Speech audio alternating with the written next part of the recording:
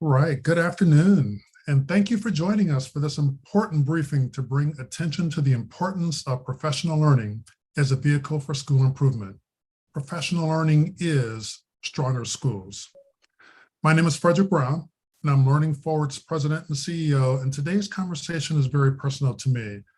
As a former teacher and principal, I've experienced firsthand the benefits of high-quality professional learning. And I know it's important in its power to enhance educator practice and results for students. As educators in an ever-changing world, it's so important that each of us sees ourselves in a constant state of improvement. Our students deserve nothing less. So before we jump into today's discussion, please join me in watching this video from Ranking Member Rosa DeLauro, House Labor, Health, Human Services, and Education Appropriations Subcommittee.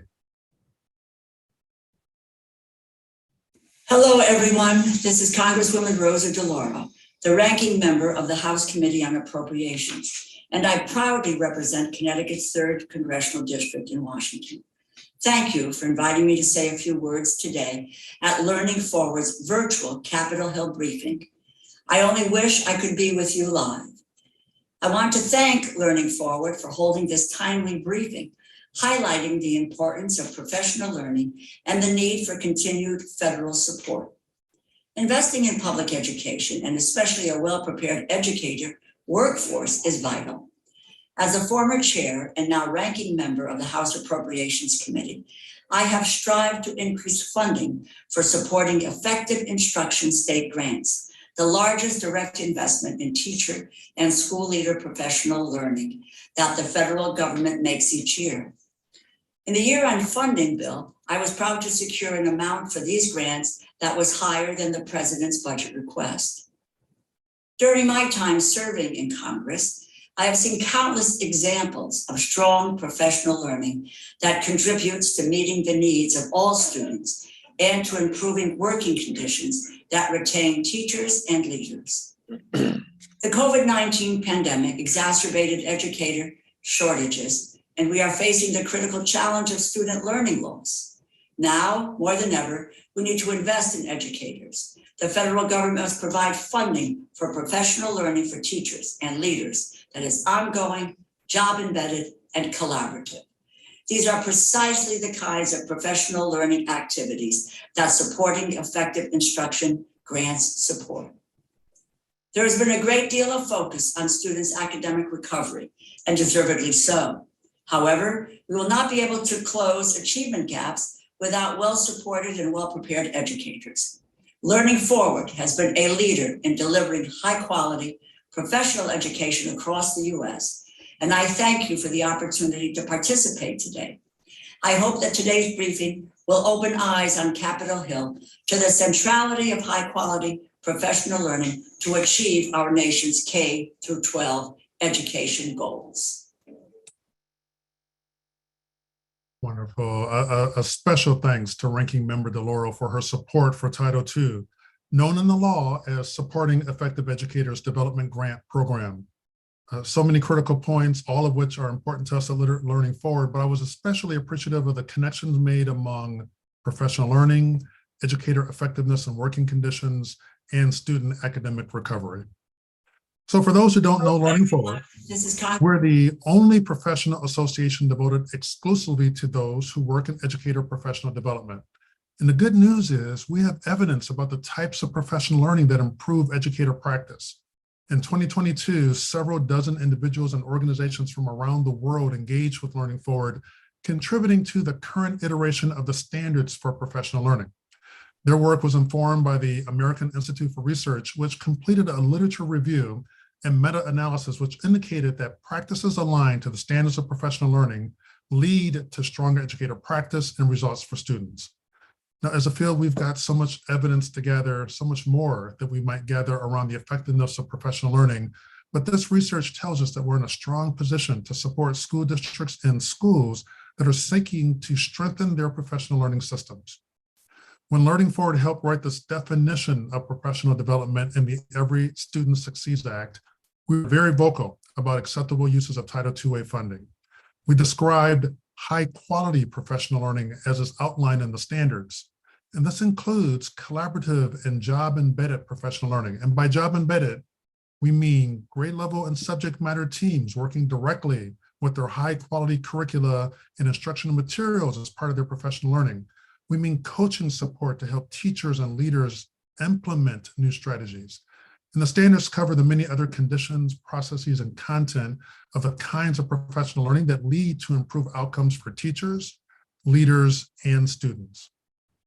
But here's the fact: we are living in unprecedented times as teachers and leaders are leaving the profession in droves, and students, especially those in marginalized communities, are struggling. And we know professional learning can help us address all these challenges.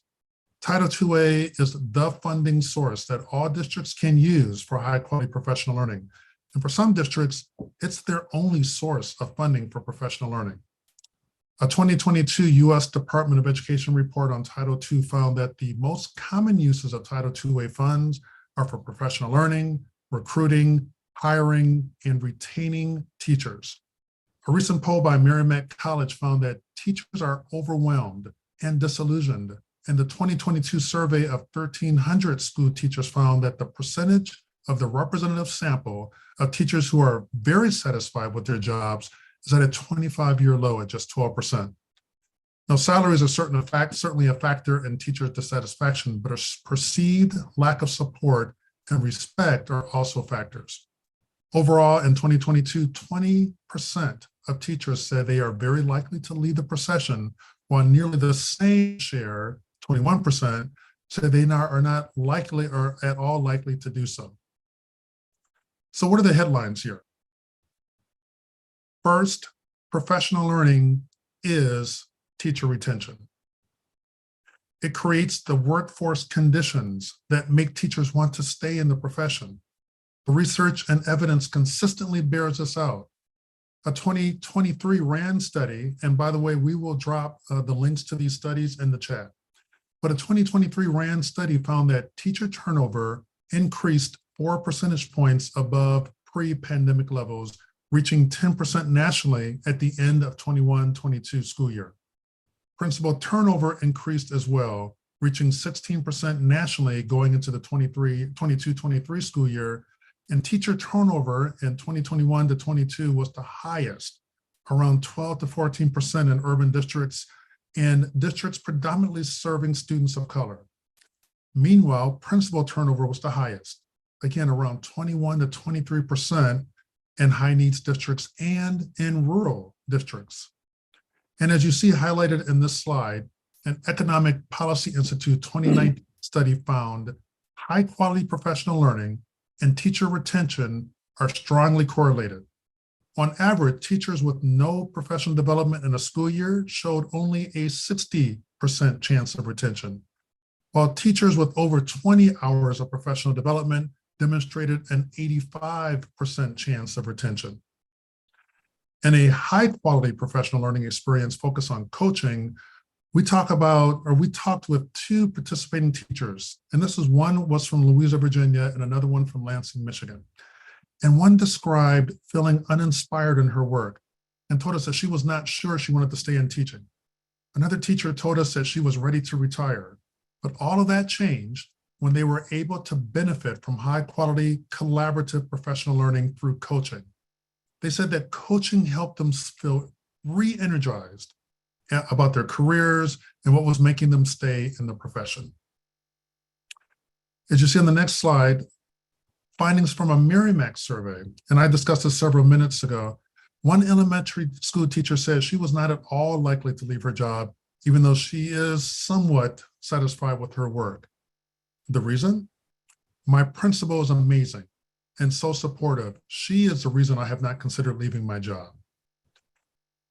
A second headline, professional learning is academic recovery for meeting the needs of all students. Now, and it's clear from this morning's news about the NAEP scores for 13-year-olds that we have a lot of work to do on that front. Let me frame the problem. So the new NAEP math scores from 2023, which show a 9-point drop. So this represents the largest drop since the federal government began its assessment in 1973. Additionally, the latest NAEP release shows poor performance in reading, a 4-point drop in 2023. And it's worth mentioning finally that the early reports on the 2023 NAEP scores for math show that the widening academic gaps began pre-pandemic and important in the impact across students across gender, racial, and economic groups. I think that's another important point to make. But here's the good news. Research shows that professional learning has a big role to play in closing these learning gaps.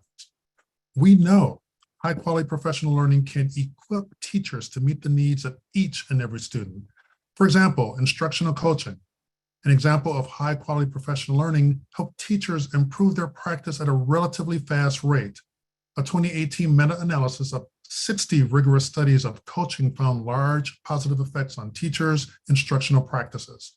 Researchers found that high-quality coaching accelerates teacher growth at the rate that typically occurs as a teacher acquires years of experience.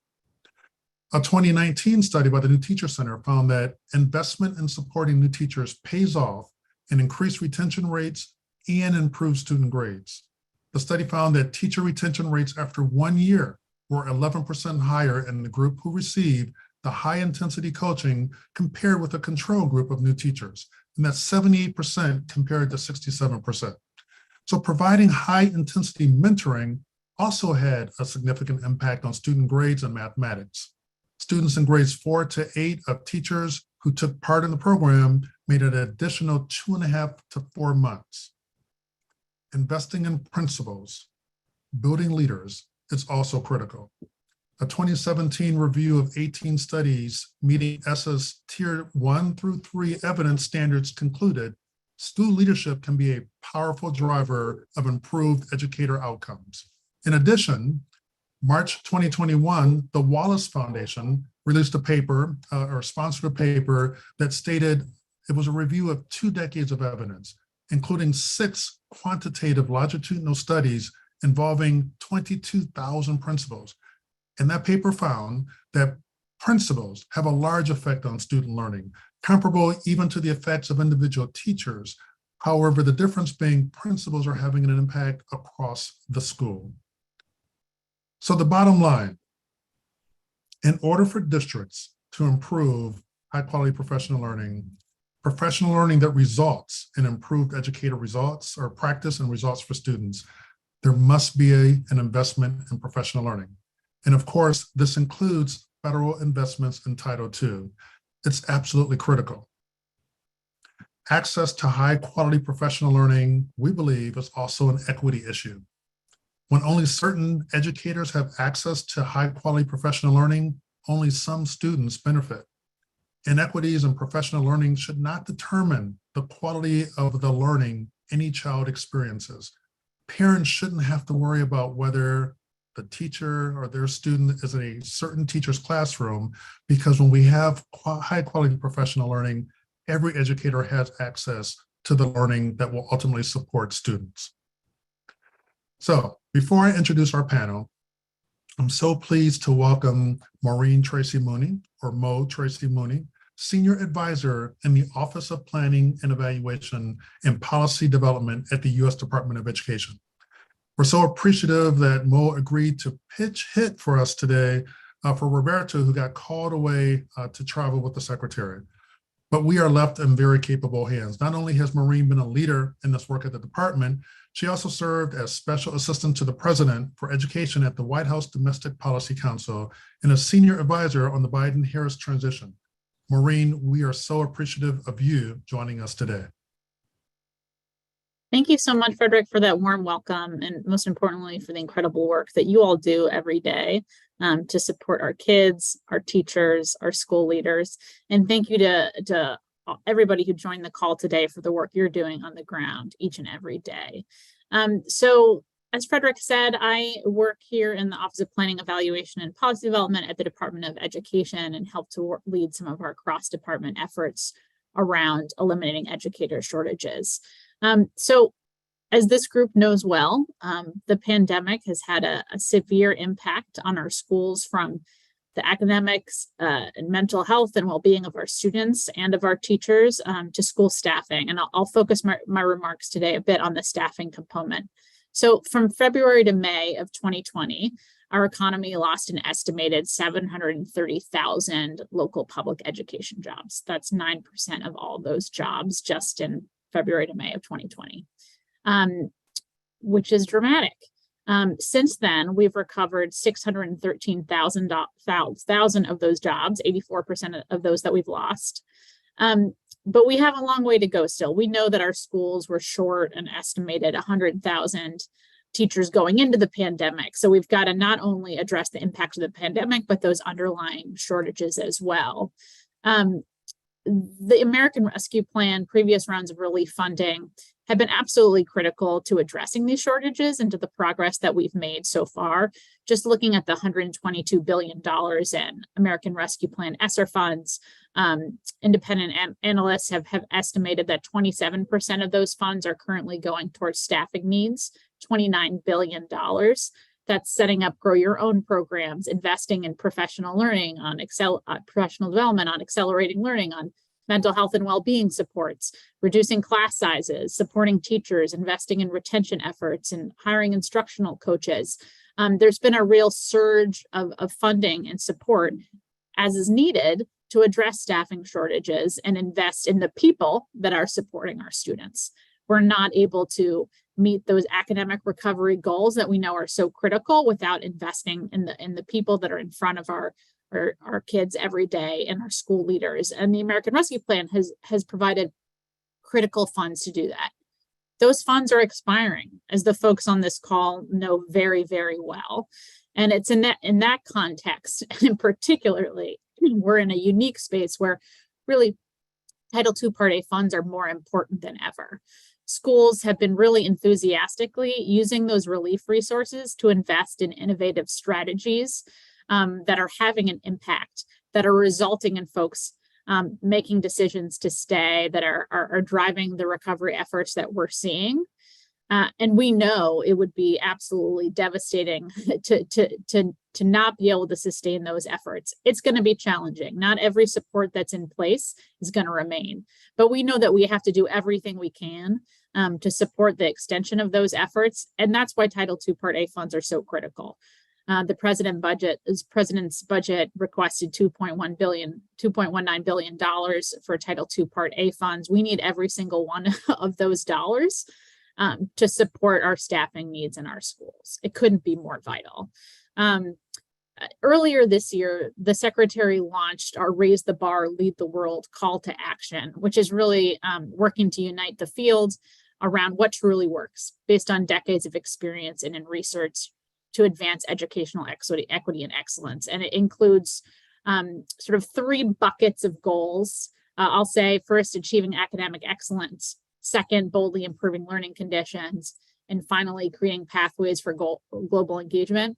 And within that boldly improving learning conditions, it has two goals: investing in every student's mental health and well-being, and eliminating educator shortages for every school.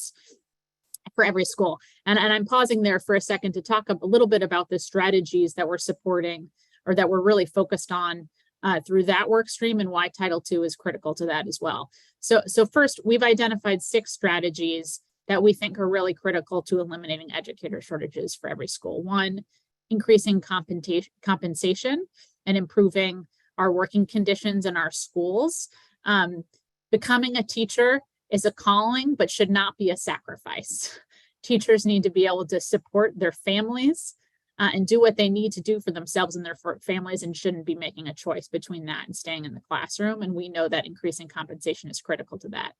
2, high quality and affordable pathways into the profession.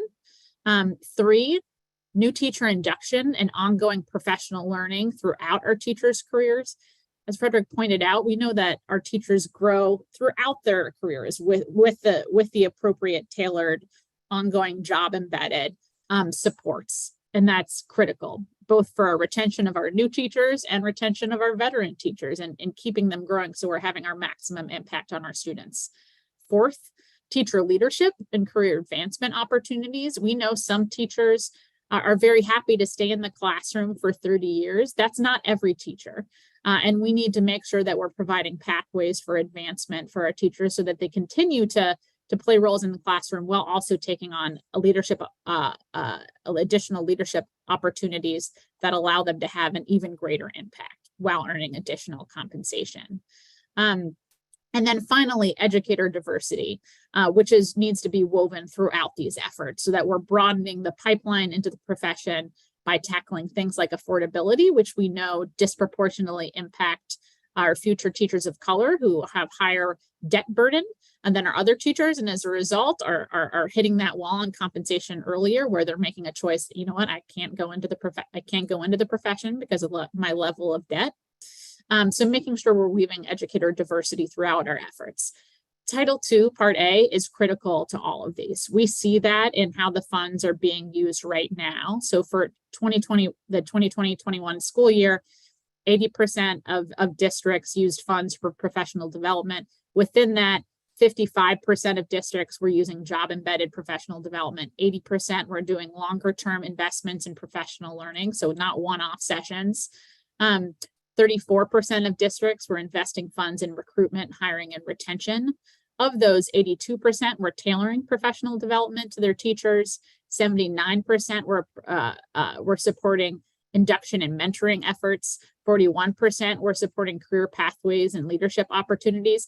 These are all strategies that the department is really emphasizing, that we know are continued to be priorities at the district and state level as folks really continue to grapple with how to address these shortages that, again, were exacerbated by the pandemic, but existed well before then. So there's a lot of work going on that's really exciting, as you know, in the field, to really think about how can we tackle these challenges.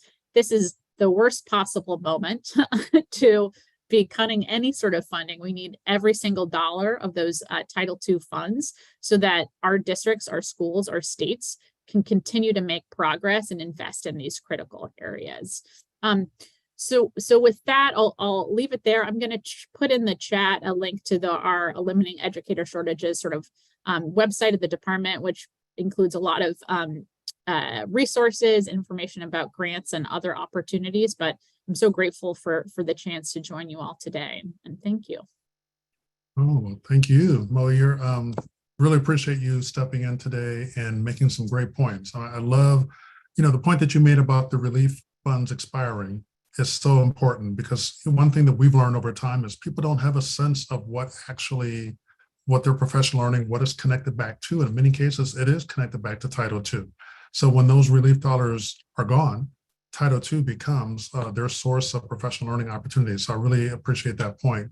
And I also love your point about, educators or those going into profession. It should be a calling and not a sacrifice.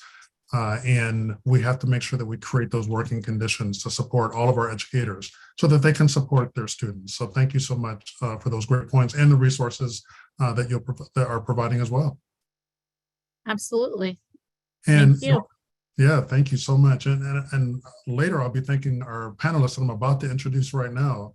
We're excited to have them as well. They each represent different constituencies with different needs, but all agree that high quality professional learning is an essential foundation of a strong education system, and that significant federal investment through Title IIA allows all states and districts to provide high quality access to high quality professional learning for teachers and leaders. So let me introduce our great panel.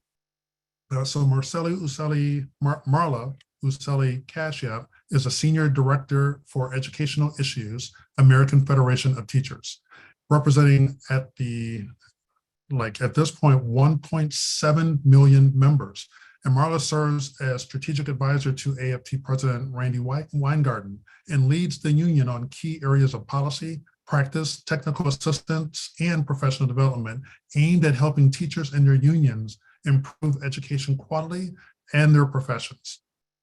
Gladys Cruz joins us wearing two hats. Gladys is a district superintendent for Questar 3 Board of Cooperative Educational Services, or BOCES, in New York State. And she is also the 2023 president-elect of AASA, the Superintendents Association. Gladys, we're also pleased to have you with us today. And then Kevin Armstrong also comes to us serving in two roles. Kevin is the principal of DuPont Headley Middle School in Old Hickory, Tennessee. And he's also the vice president on the board of the directors of the National Association of Elementary School Principals. But not for long. On August 1st, he will begin his one-year term as president-elect, and then will become the president of the NAESB Board of Directors on August 1st, 2024. So Kevin, also happy to have you joining us. So as you can see, we have a lot of experience and represents a lot of stakeholders on our panel today. And I've asked each panelist to start with about a 5-minute overview of their perspectives on the Title IIA conversation, both locally and nationally. And then we'll engage in a true conversation. So Marla, we're going to start with you. Super. Thanks so much, Fred. It is great to be with you and with everyone, and to hear, frankly, the way Mo just went through the incredibly important scope and reach of teachers' professional learning and the importance of Title IIA. I really want to thank Learning Forward. You have been for many years a leader in research and practice around educators' professional learning. We depend on you. You wrote the standards. They're touchstones for us. And actually, we were honored to have our own director of professional learning and engagement as a member of the task force that reviewed and updated the standards. So let me just say a little bit about AFT and our work, and share a couple of examples. I have the honor in my job to support AFT's pre-K-12 educator constituency around a couple of big things. One is doing their jobs better. Another is advocating for themselves, their profession, and those they serve. And throughout my own work history in state government, philanthropy, the Annenberg Institute at Brown, and other work, often with a focus on the students who are least well served by our education system, professional development and its importance has been a through line in all that work. For AFT itself, we've been in the business of professional learning for educators for probably something like 40 years. And in the last 5 years alone, AFT affiliates in at least 200 communities have worked with AFT at the national level to train over 2,500 educator trainers and reach over 30,000 of our members in face-to-face and hybrid content. And I'm not even talking about the hundreds of thousands that we've reached online with our on-demand short-form content through our Share My Lesson platform. So what does good professional learning look like? Well, exactly what the Learning Forward standards call for. It's evidence-based, it's collaborative, and for us, being peer-led by educators in your own community is incredibly important. And I want to say it was wonderful to see, as folks were getting onto the webinar, a number of educators and administrators from places where AFT has those relationships in communities where we together provide professional learning for our members who are teachers in those communities. So I want to mention just two things that I think are indicators of why Our focus on Title IIA and its importance is more critical than ever, and then give a specific example of a recent professional learning that I hope has lessons for all of us. So we need to be focused a laser-like on kids learning. We know that, but adult learning needs are critical to being able to accomplish that. So if you think back just in the past decade or so, to things that we didn't think about quite as much, the science of learning development, how the brain works, notions of psychological safety and belonging and how they impact what kids learn and retain, right? Often our educators who went to did their prep many years ago didn't have that. And they need to know those things now. And of course, both Fred and Mo alluded to pandemic learning recovery. Kids are less engaged, achievement gaps are not narrowing, learning that should have happened didn't. At the same time, we have growing evidence that things like experiential and project-based learning can be super helpful. They're powerful ways to address academic learning. Teachers need training, instructional materials, opportunities to design and evaluate things like experiential learning, right? All of this requires professional development. Mo talked a lot about the shortage that we face, the crisis really in the teaching profession. AFT, needless to say, as a teachers union, spent a lot of time and attention on this. We produced a report from our national task force about a year ago called Here Today, Gone Tomorrow, What America Must Do to Attract and Retain the Educators and School Staff Our Students Need. A lot of the focus is on the front of the pipeline, but really we have critical issues related to retention. As you said, Fred, professional learning is retention, keeping the support and supporting the teachers we have, and getting a more and more diverse candidate pool in the process, making the profession attractive and sustainable for those in it and who might enter it. So in that context, educator well-being is actually not a frill. It's something that's incredibly important. We've had the opportunity over the last year or so in collaboration with a group called Educators Thriving to focus on educator well-being. I'm not talking about a massage chair and aromatherapy candles in the staff room, though that's all a good thing, but actually about a professional development course to immediately address well-being. We worked with hundreds of teachers in 7 sites, large and small. And what we found after several sessions of professional learning focused on strategies proven to increase well-being, from things like prioritizing to leveraging strengths to doing difficult conversations. 3 key findings, and I will end on those. 92% of the participants agreed that the program made their job feel more sustainable. 94% agreed it helped improve their well-being, and 86% said they'd be highly likely to recommend the program to others. Don't hear that stat about a lot of professional development. So while this started because of a philanthropic partnership, embedding this in many more communities around the country will require things like Title IIA to support it. So I just want us to remember that professional learning is essential to what and how teachers teach, and also to how they make their job sustainable. Learning is lifelong.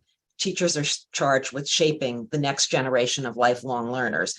They need that opportunity to be those lifelong learners themselves. Wow, Marla, thank you for framing this conversation in the way that you did. I was reflecting on your point that we now know so much compared to when I started and we started teaching. Like when I think back to 1984, when I first started teaching, what we've learned as a field has exponentially grown over time. And it's so important, to your point, that we continue the professional learning support for our educators. And then this point about well-being it's not a frill, it's critical, especially now, but without the kind of space and time for that kind of learning opportunity, we will continue to lose our teachers. So thank you for those and many other excellent points. So now I want to just switch over to you, Gladys, who's going to bring us somewhat of a district's perspective as we think about this, and certainly perspective from your national experience as well. So Gladys, I turn it over to you. So hello, everyone. My name is Dr. Gladys I. Cruz, and I am the district superintendent of Cuesta Arthribosis, which is located just outside of Albany, New York. I am thrilled to be here this afternoon having this critical conversation with this amazing panel, and I want to thank Learning Forward for their work in this area. I have been with the BOCES since 1998 in various roles. I started my career as a teacher in Puerto Rico 40 years ago. So Quest R3 Board of Cooperative Educational Services is one of 37 statewide. We educate 1,600 students of all ages, abilities, backgrounds, and interests at more than a dozen locations. More notably, we provide specialized programs for students with special needs and CTE, as well as we operate 2 STEM high schools that are located on college campuses. We also provide over 275 programs and services to school districts across the state. Since starting next month, I will also be president of AASA, the National School Superintendents Association.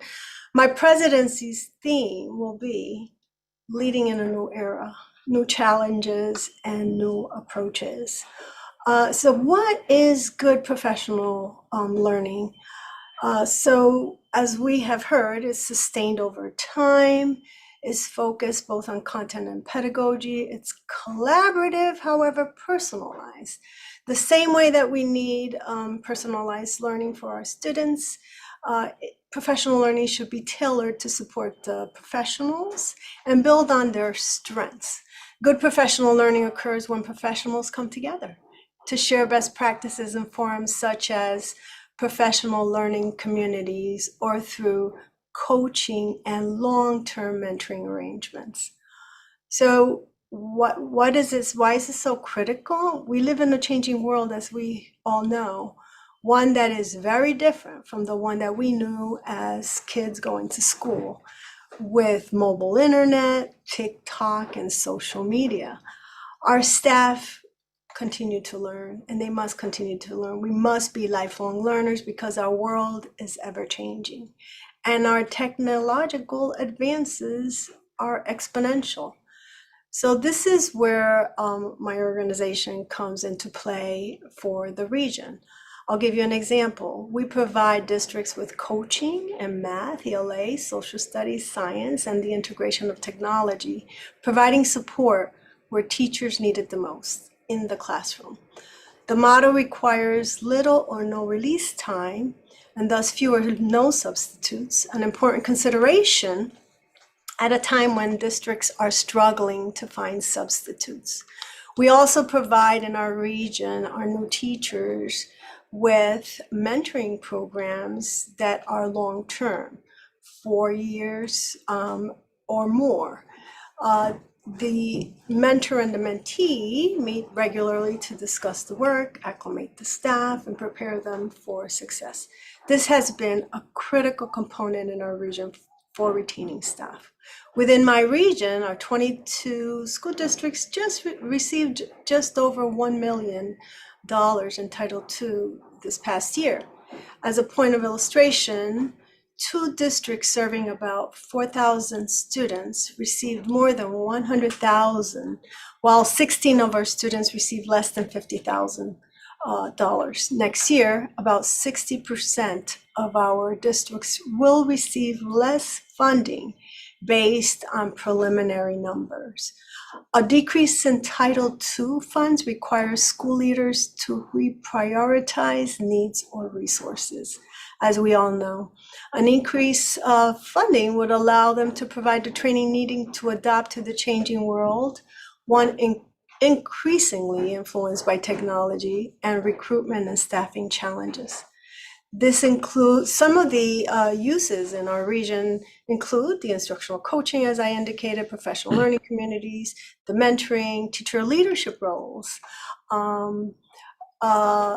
curriculum assessment writing, data analysis, all of the things that we've heard from previous speakers. At the national level, this would be detrimental to our profession as we face shortages and ongoing challenges post-pandemic. We must look at this as an investment in the future of our teaching staff, and consequently, the future of our students.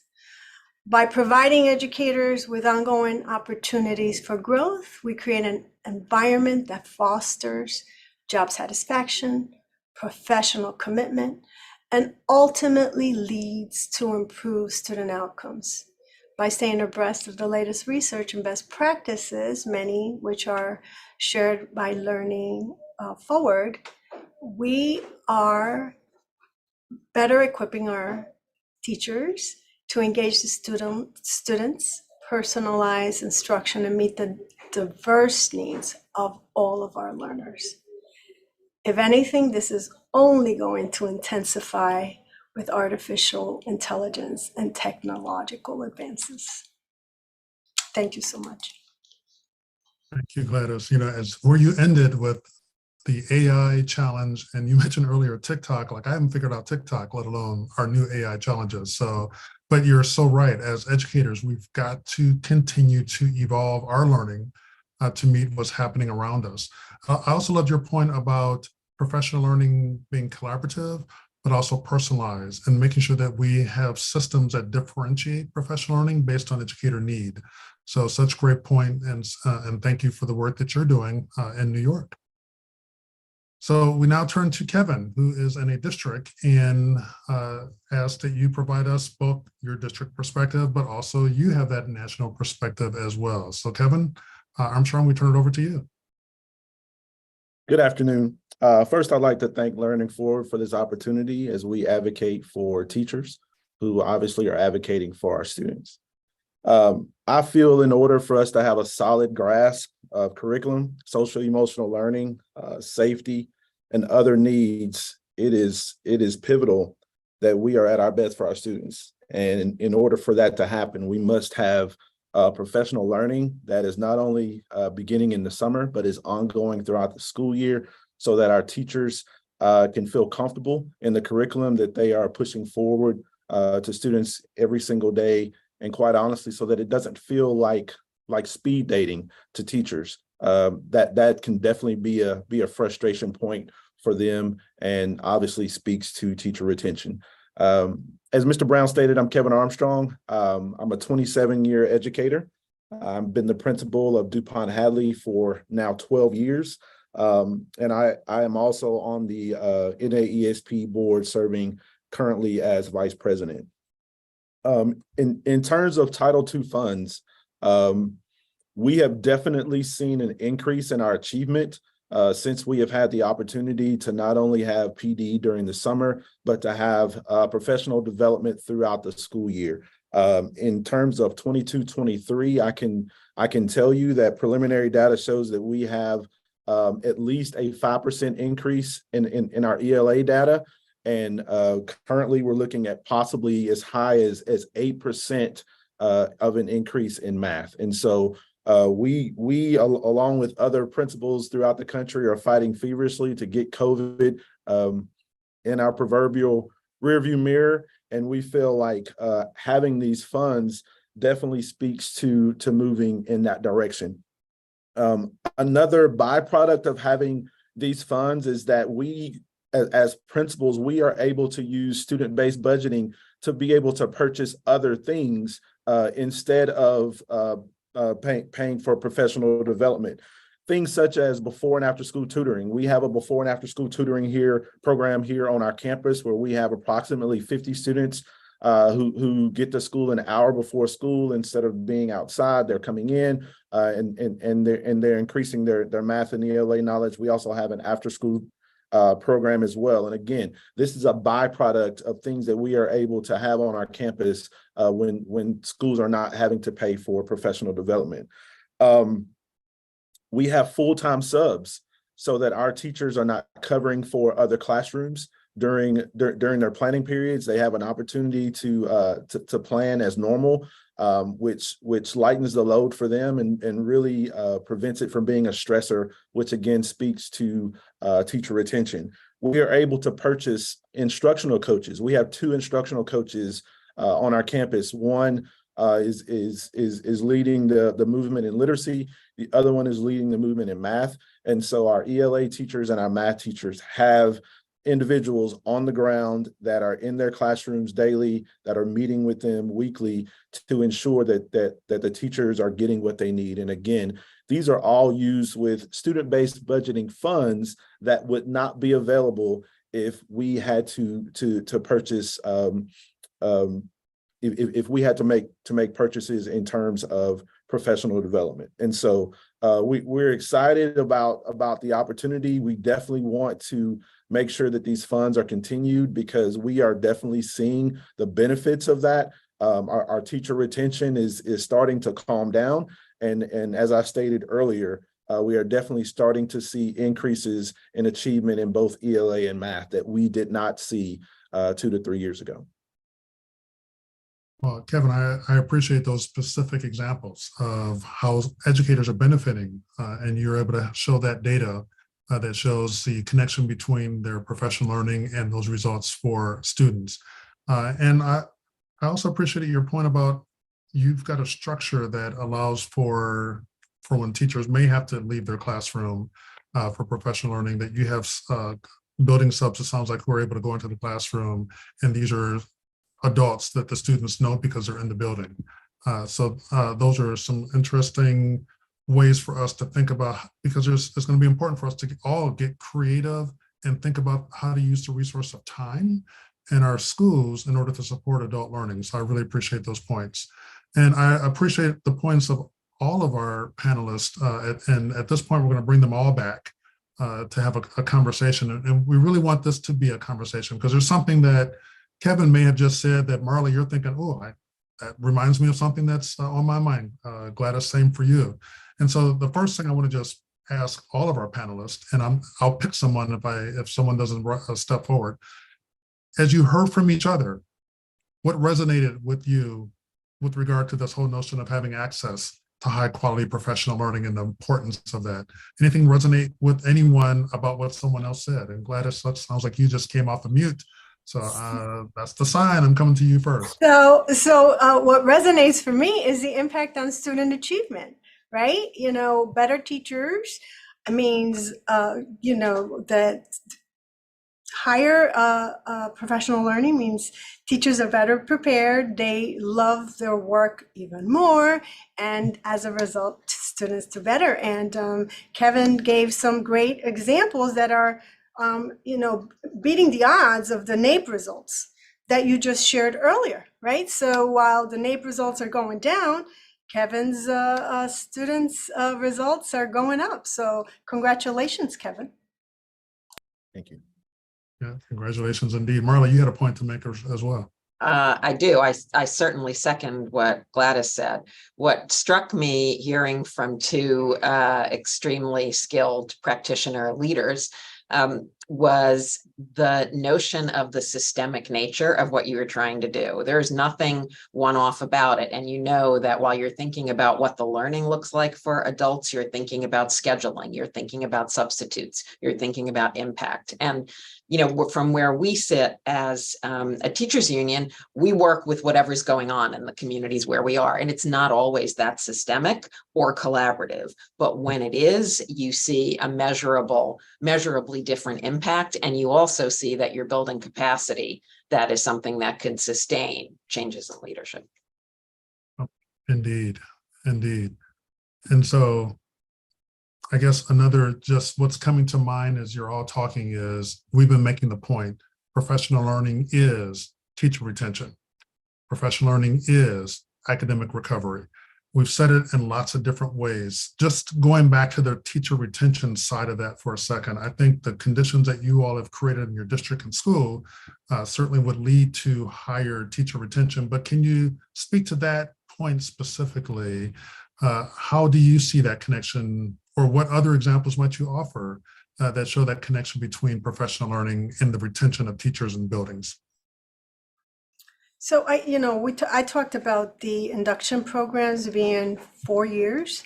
I think that's important because we all know that the first few years of a teacher's life is when they usually leave the profession. So if they are supported and they are provided with high quality professional learning, they are more, they will stay. So that is a critical retention, a strategy that we all need to be putting in place so that we can retain our teachers because of the national shortage of educators. Yeah, I'm so glad you came back to that, because when you said a 4-year mentoring induction experience, and I just thought back to my first years of teaching, I would have loved that ongoing support for that period of time, because to your point, that's when people make those decisions. Is this the job for me? And so if there's that kind of support, it certainly helps them make what we would hope to be a better choice of staying with the job and learning more to support students. So such a great example. How would others, going back to, again, the retention issue itself, Kevin, the point that you would add? I definitely feel that we can no longer just assume that teachers are going to be there, that teachers are going to come back year after year. We really have to be intentional with taking care of our faculty and our staff, making sure that they have those professional development opportunities, but also give them opportunities to be leaders and to showcase their talents. On our campus, we have new teacher meetings once a month where we allow new teachers to come in and talk about some of the strategies that they have just come out of college with, and to impart that information with some of our veteran teachers. But definitely it has to be intentional. And again, we can no longer just assume that, that a 10-year teacher is going to come back in the fall for year 11, because, it's no longer the case. Yeah, great point. Well, I know when Mo was with us, she mentioned, I think the number was 2.1 billion was recommended for Title IIA in the president's budget. And I'm wondering if there were more dollars available. If it was 2.4, 2.5, and it resulted in more dollars being available in your system, what would you do? How would you use those additional dollars? What kinds of activities might you expand upon, or certainly bring to the teachers or the leaders in your districts? And I will let either Kevin or Gladys and Marla as well respond to this one. So the Title II dollars don't fund all of these initiatives completely. They are supported through local funds. But it would be detrimental that we lose any of these funds. We need more, given the facts that we are facing a lot of challenges with post-pandemic situation, more mental health issues, not only for our students, but even our staff. Marla talked about taking care of our staff, the well-being of our staff. That's so important. So it would just be additional supports to continue that work, that good work that we're doing, that's ongoing, job embedded, long-term, because I agree, it has to be year-round. So, and that's where I would see those funds going and where they are going right now. No, that's a great point. And the year-round piece, it goes back to the cycle of continuous improvement. We're constantly engaged in improving our practices, and that can't just be during 1 month of the year. It's really this ongoing support that's important. So thank you for that. What would others add? I have one thing I'd add, but I deferred to Kevin as the principal, if you wanted to go first. No, go ahead. Great, thanks. I just wanted to note that I think what I would really like to see and what I think we need is a particular focus on new to the career educators of color.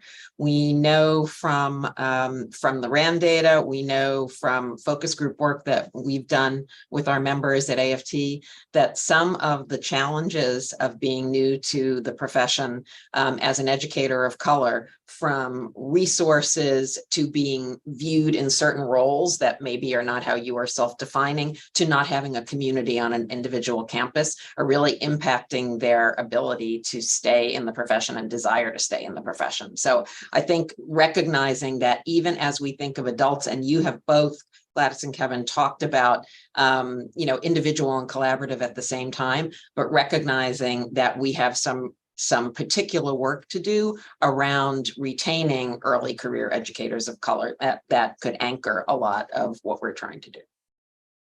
Yeah, that's such an important point. When we think about all of our students, like as we've talked this entire hour, each of us probably had different students in our minds in terms of those who are going to benefit from the kinds of professional learning that we're advocating for here today.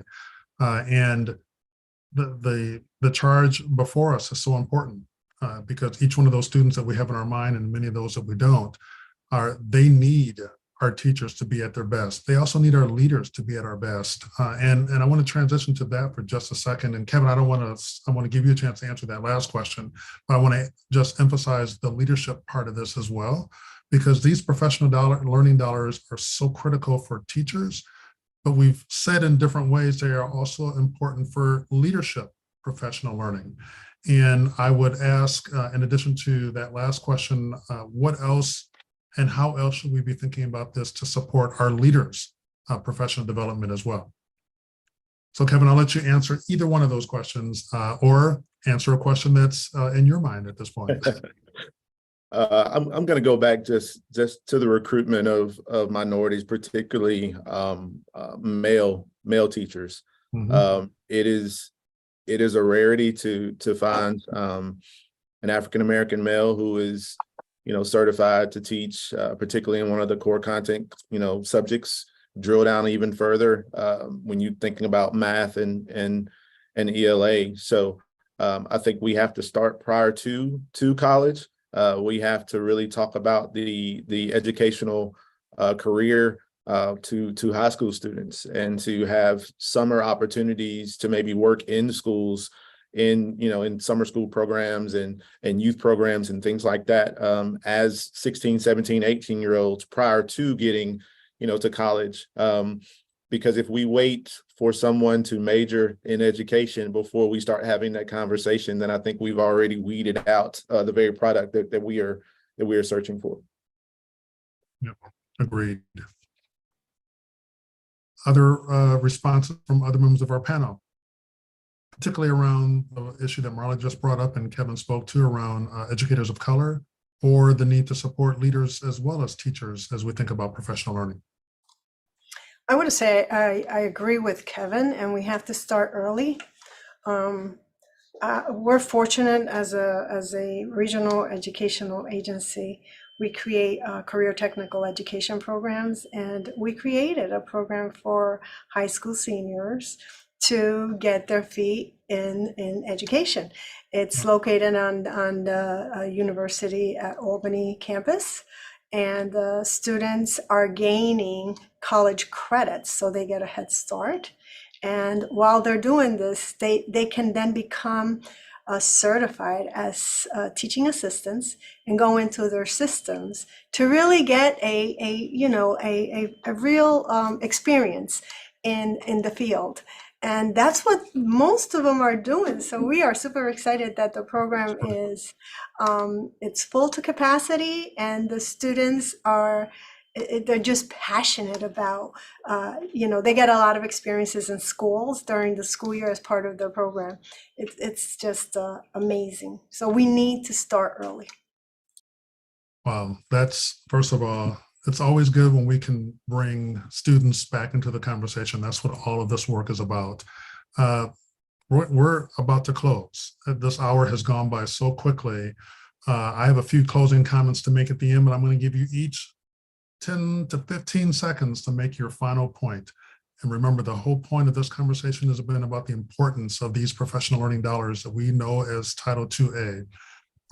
Because we know, for what Gladys just said and what others have said before her, how important that is for our educators and our students. Gladys, I'm coming straight to you. Quick 10, 15 second final comment. Absolutely. We need these Title II funds because they are about the future of our educators and our learners. So we need them to increase. Thank you. Thank you so much. Marla, I'm coming to you next. All right. I don't know if you can see over my shoulder my little sign that says teachers want what students need. Supporting educators in their ongoing growth is essential to student learning. I don't think we can make that point often enough because it's not accepted in our industry in the way that it is in others, that continuous learning and research and development are critical to the enterprise. So we need to keep sending that message to keep getting these dollars for what we need. Thanks, Marla. Thank you so much. And Kevin, I'm giving you the last word. Thank you. Just in short, our teachers need to be equipped in order to go into the classroom and put their best foot forward. And this is not possible without Title II funds. All right. Well, thank you, Kevin. Well, thanks to everyone, all of our panelists. We want to give you a virtual round of applause for everything that you offered today, for being vulnerable to us and giving us some specific examples of how Title II is making a difference in your situations. You all were just absolutely terrific. And so what's our ask? Our ask is that we look at ways that we can collectively work together to bring about investments in students and in educators by providing $2.4 billion for Title II as part of the fiscal year 2024 appropriations. That's what our ask is. But second, I want to be very clear in what we're asking for Congress. What we're asking for, because we know that every educator and every student is impacted by this program. Our country's future is dependent on education, and the students our education systems serve. The people who are going to ensure that students are successful are our teachers and our leaders. Education is as central to safeguarding this country as our defense systems. We're asking that no cuts be made. And as I said before, we're looking for instead an increase to bring those funding levels to $2.4 billion. We cannot allow budget discussions to happen in a vacuum. There are real students and real teachers and real leaders who need this support. So finally, I invite you to visit our website, powered by Title II, to learn more about this critical program. The site is available as a one-stop shop for all things Title II. We encourage you to visit. So thank you again for everyone for joining us today. This fight for Title II is not about any one organization or any single school or district. It's about helping all students, all districts, all schools have the funding that they need to support each and every one of us who are engaged in this enterprise of learning and ultimately to support our students. Thank you and have a great rest of afternoon. And we look forward to continuing to engage with you as we learn more and support more around these efforts of Title II. Thank you, everyone.